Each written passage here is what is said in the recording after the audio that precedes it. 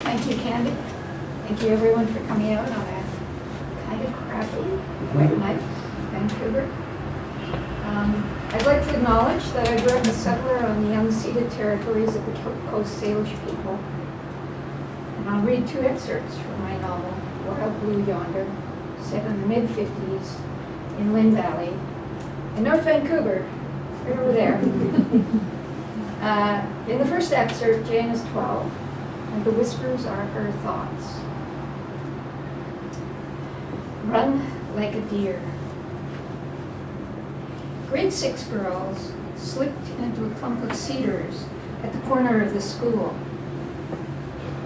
Boys as well, same time.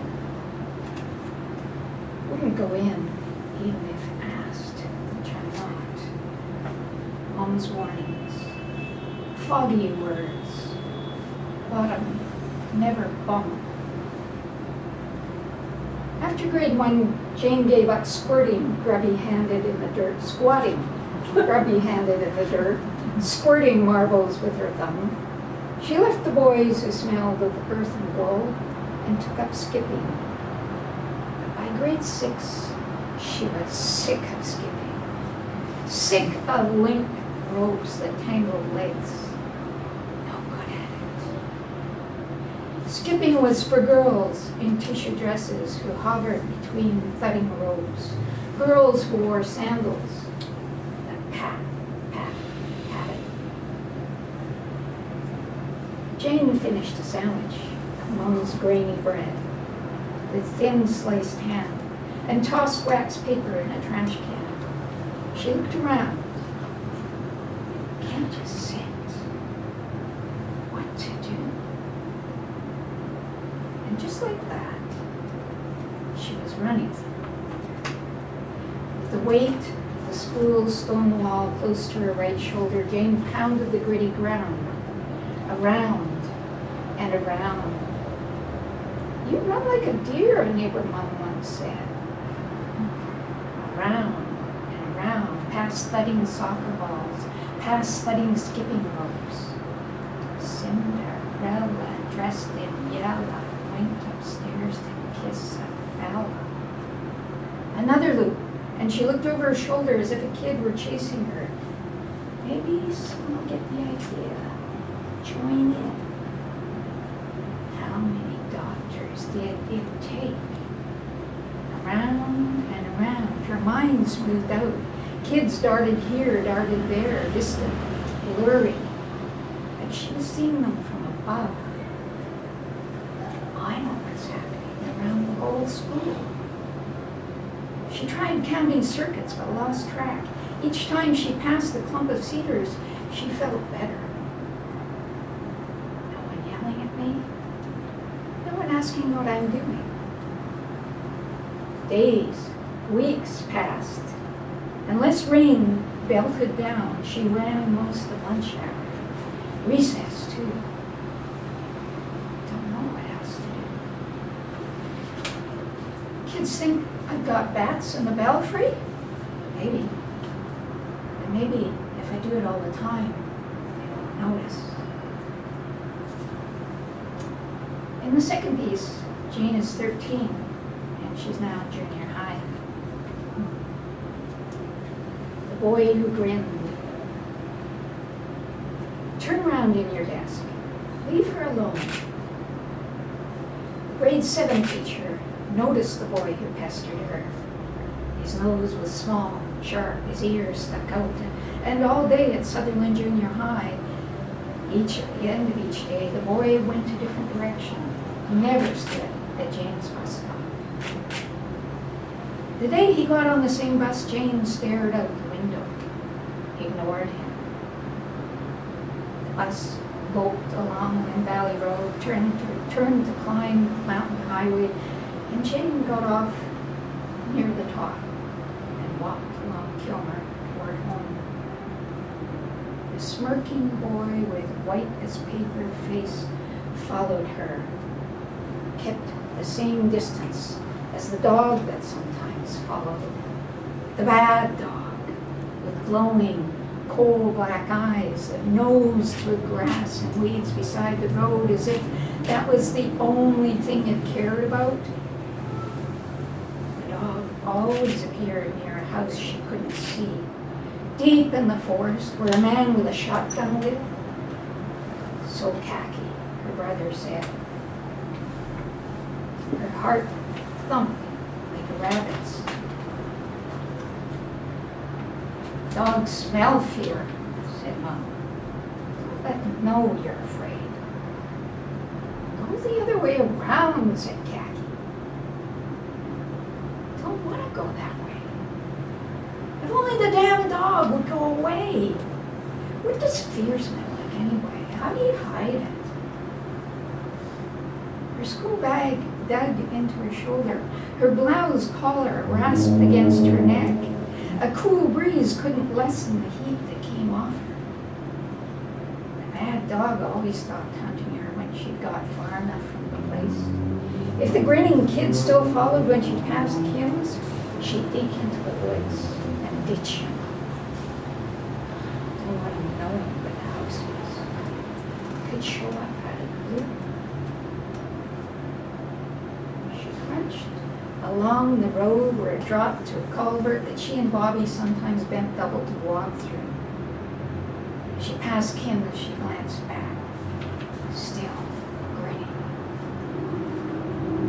Forest filled in again, both sides of the road where it dipped down once more. No one to see, no one to call out. Her mind jumped around like a fly on a window screen as she judged the time to strike off from the road. Where there was no path, she plunged through grass and bush into spindly cedars standing close together where dust hung in brown light. Branches snapped and cracked behind her. Doesn't know how to walk like an Indian. The stream meandered where the cedars sloped down, and she stopped short of it. Let her school bag drop at her feet. The boy crashed through dry sticks, came right up to her, stood there, grinning. Jane's fingers curled into her palm. She hauled back and slugged him on the cheek. His hand touched his face. Grin gone. So green in his eyes. Maybe fear. She grabbed her school bag, leapt the stream, and scrambled up the steep bank and over the top. She ignored a trail to her house, plunged down a bank through sword ferns, down to a marsh of skunk cabbage. Shit, school shoes. No sound behind her, no cracking, no squelching. She slowed, recovered her breath. Back at the workshop, she grabbed the lush grass, scraped mud from her shoes. She swung open the screen door, saw Mom's silhouette in the pantry. Hello, old top. How was school today? Okay, I'm hungry. Have a banana. Don't want a banana. Have an apple. Don't want an apple. You don't want to spoil your dinner. God, do I want to spoil dinner? Hate dinner. Dad, bushy khaki, arguing, stews of parsnip, dried up roast. I want sweets. A house full of sweets. Barley sugar treats, Macintosh toffee, milkshakes. She humped down hard in the rocking chair with the last of the Mohicans, got lost in words, chewed her nails till there was nothing left to chew, chewed the skin beside her nails, pulled strands of hair around her finger and wrapped it around the end of her nose. Adventures in the wilderness. Ha!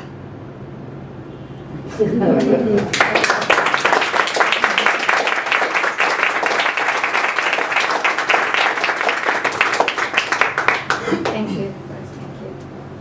So, process. Writing process. I'm in the editing process right now. And So it's editing process on my mind, and what I'd like to talk about is how I access intuition and keep strong when I'm editing. And to do that, I have to talk about the beginning of the day and the end of the day.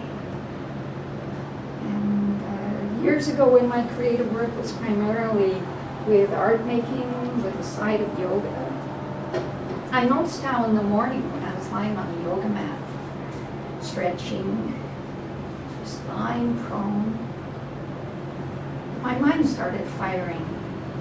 So many project ideas that I have to be getting up and down to write down each one on a piece of paper. Until finally I'd give up and leave the paper and pen next to the mat. And in editing, I'm finding I'm having the same experience now, except rather than happening with yoga, it happens when I'm lying in the bath in the morning.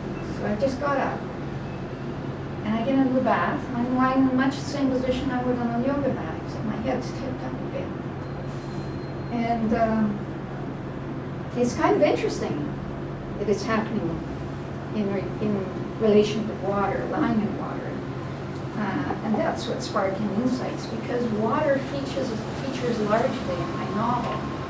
Even though it's not in these two excerpts that I read tonight, Jane, the protagonist, crosses the Atlantic Ocean when she's 2. She crosses it again when she's 4. She sees her mom almost drown in the Salish Sea. She almost drowns herself in the creek that's on the land that she grows up on. And there's the rain. Need I mention the rain? The creek swelling in the fall and the spring. And so there I am, all but my head, submerged, dozing, lying in a blurry state. And it starts to spark. And I see how 2 bits of writing can be combined, or how I need to turn up the volume at a particular point in my writing where I see that it's a turning point. And maybe it's a good thing that I'm in the bath, because I can't get up and write down. I mean, I don't want to get out of the bath and write it down. So I end up lingering with those ideas, trying to remember them until I get out of the bath. And while I'm trying to remember them, they go a little bit further, and more ideas spark. The other time of the day that I'm finding very useful for the editing process is the end of the day. And I'm tired, too tired to do anything else. So for the last hour or 2 of the night, I often turn on the telly and I watch tennis. And I know there's a lot of people that don't get it about how you can even, for a minute, want to watch a couple of people bat a yellow ball back and forth across the net. But I'm finding it very useful. I'm learning life lessons from it in the last couple of years. And some of the things I've learned is, I've learned about devotion to craft, about fitness, practice, the importance of practice. I've learned about coaching and mental toughness.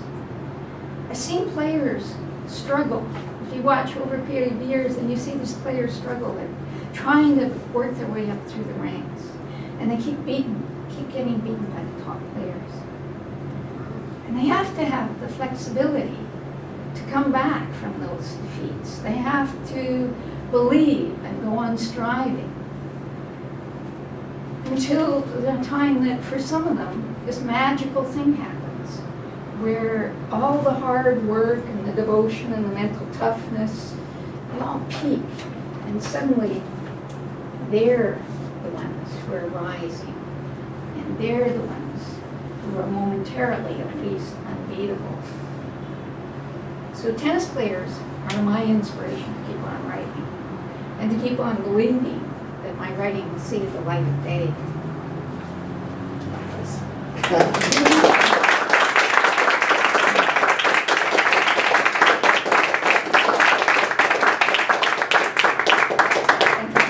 Does anyone have any questions for Yaana?